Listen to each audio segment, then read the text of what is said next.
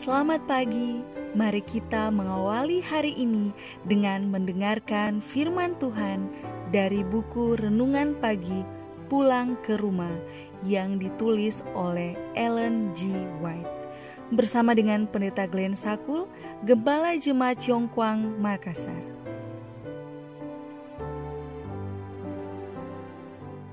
Shalom, selamat pagi. Mari kita berdoa untuk meminta hikmat dari Roh Kudus Tuhan. Ya Allah kami yang di sorga, ketika kami mendengarkan firman-Mu di pagi ini, kiranya Roh Kudus Tuhan memberikan kami hikmat dan kuasa. Di dalam nama Yesus kami berdoa. Amin. Renungan pagi 14 Desember 2020 dengan judul Sebuah Pelajaran yang Berlangsung Sampai Kekekalan. Ayat inti, inilah hidup yang kekal itu, yaitu bahwa mereka mengenal Engkau satu-satunya Allah yang benar dan mengenal Yesus Kristus yang telah Engkau utus. Yohanes 13 ayat 7.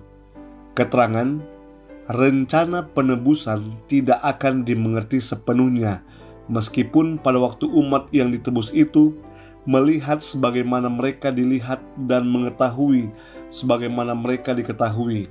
Tetapi sepanjang zaman kekekalan, kebenaran baru akan dibukakan terus-menerus kepada pikiran yang penuh dengan kekaguman dan kesukaan.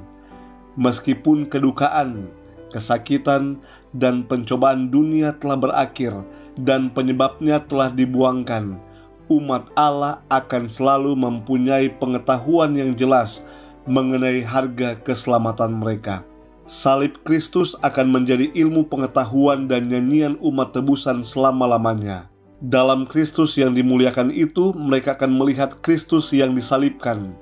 Tidak akan pernah dilupakan bahwa Ia yang berkuasa menciptakan dan menopang dunia-dunia yang tak terhitung banyaknya di seantero jagat raya ini.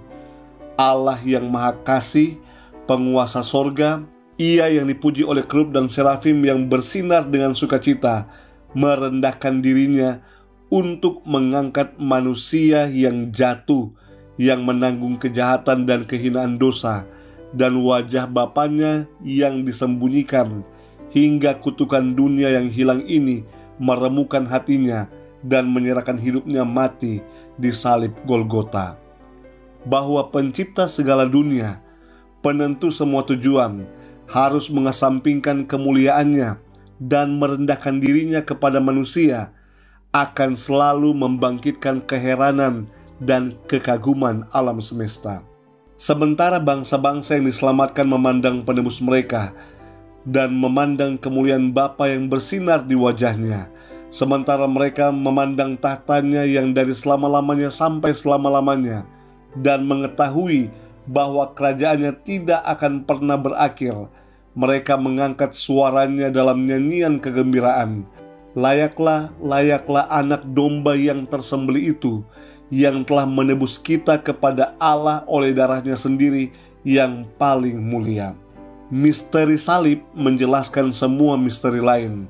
Dalam terang yang memancar dari Golgota, sifat-sifat Allah yang telah memenuhi kita dengan ketakutan dan kedahsyatan tampak indah dan menarik.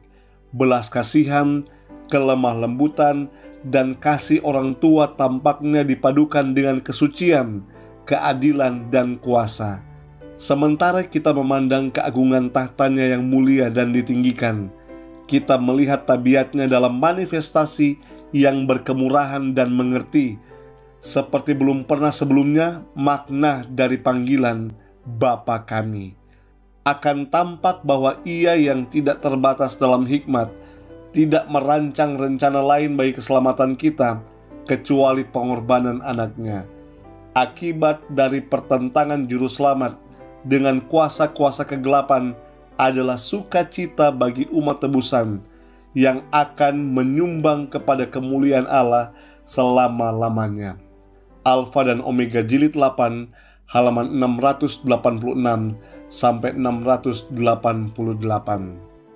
Saudaraku yang kekasih, Yesus yang dalam kesetaraannya dengan Bapa tidak menganggap hal itu sebagai hak untuk dipertahankan.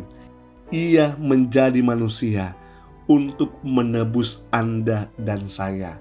Peristiwa salib adalah jawaban dari semua misteri bahwa Allah begitu mengasihi Anda dan saya.